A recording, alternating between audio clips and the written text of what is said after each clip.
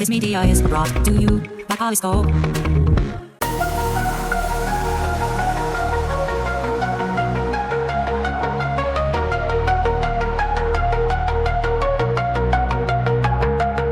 In the realm of tomorrow, where techniques mind, we ponder, we dream. Good morning, everyone, and welcome to Think Future. My name is Kalaboukis, and once again we're coming at you live from deep in the heart of Silicon Valley, California. We're talking technology, philosophy, the future. Not necessarily those, and not necessarily in that order. If you're watching on YouTube, smack that subscribe button and hit that bell so you'll be notified when no show comes online. Or if you're listening on your favorite podcast service, please subscribe or please drop a note on Apple Podcasts. I greatly, greatly appreciate it. Now, I've been in the innovation space forever because I've always been interested in the future. And I think I've told you before that this kindling came to me when I was very young. When I was very young, I would hide under the covers. My parents would say, "Hey, close your light. You got to go to sleep."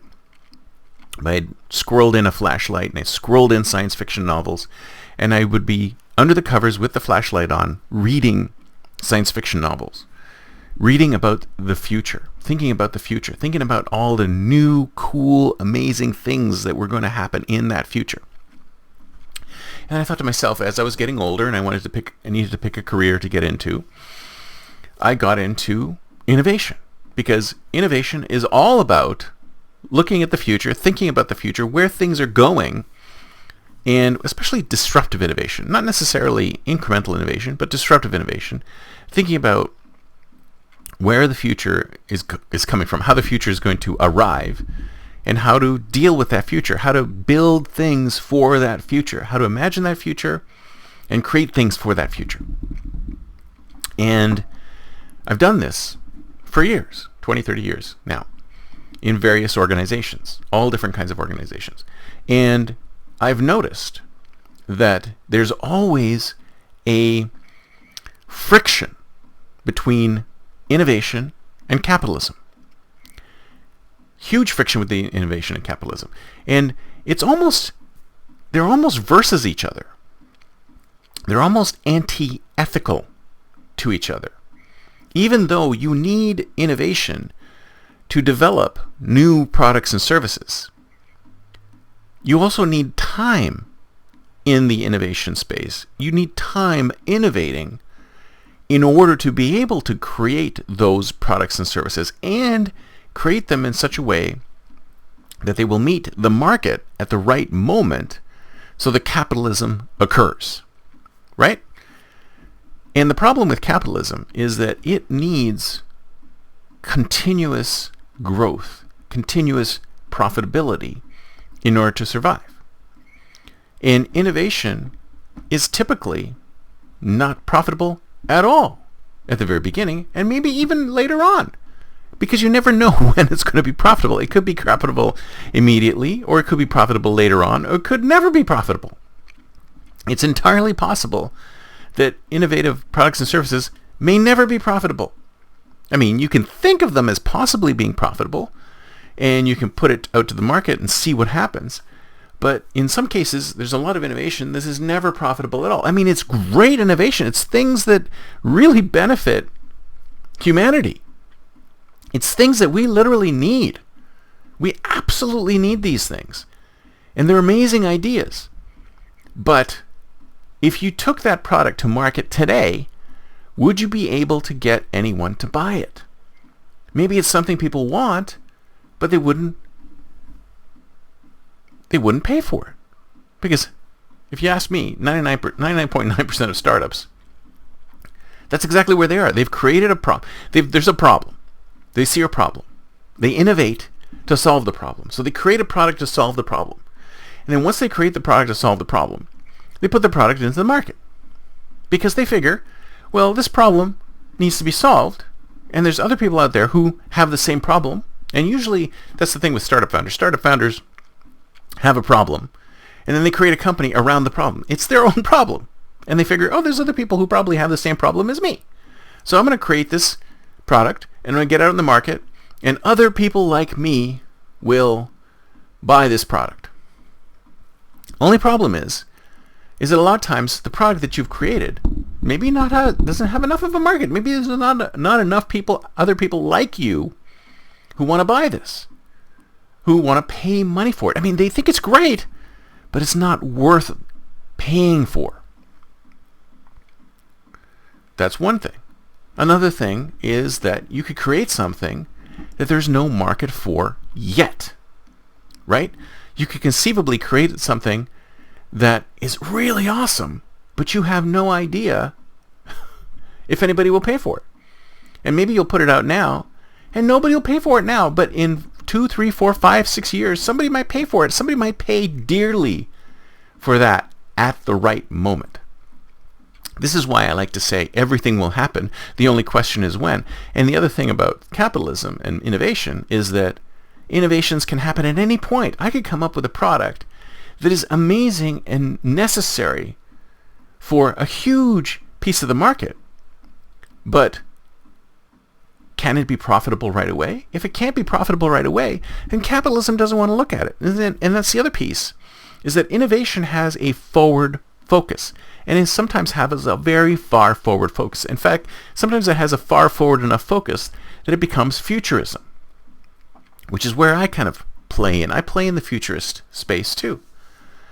And the problem is that the further out you think, the further away you get from capitalism, because capitalism in its current state thinks very short term.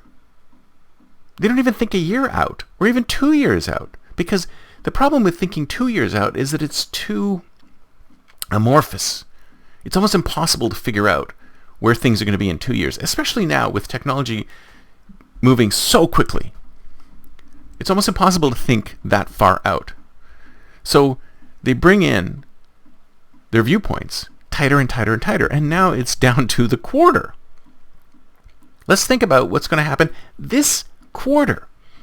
So when you have capitalists thinking about what's going to happen this quarter and the profitability of this particular quarter, it's very difficult to say to them, hey guys, we're looking at building products for next year or the year after or even 10 years from now. The capitalists are like, I don't care about that.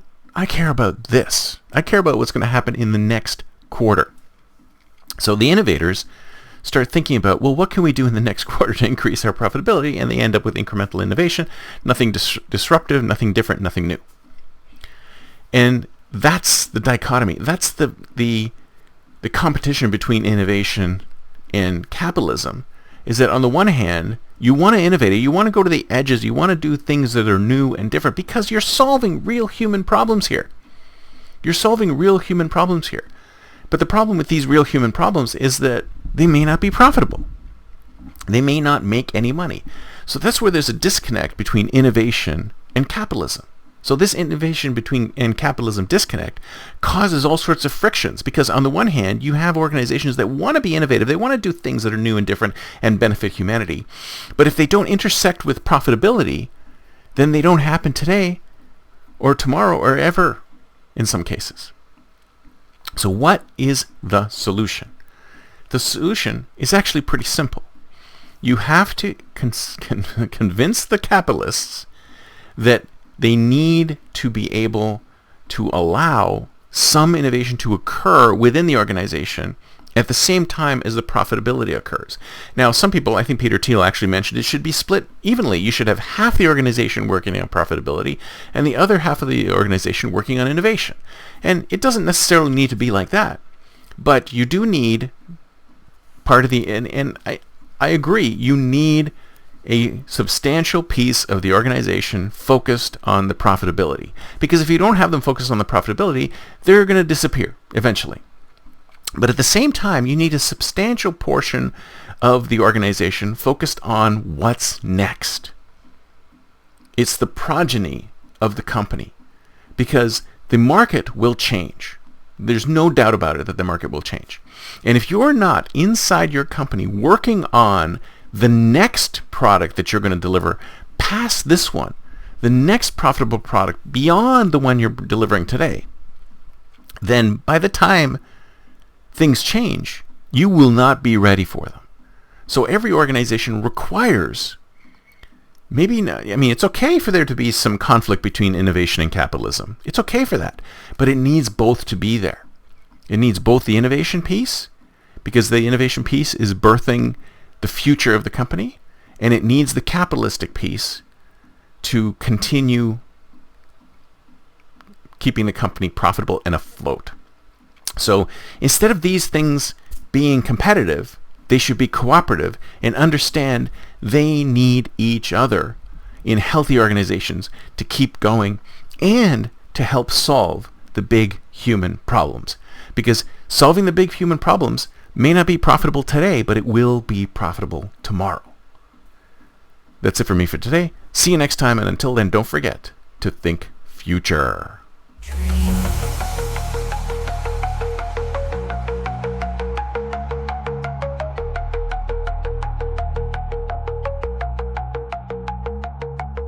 Pixels and philosophies merge and mold, a future untold, unseen.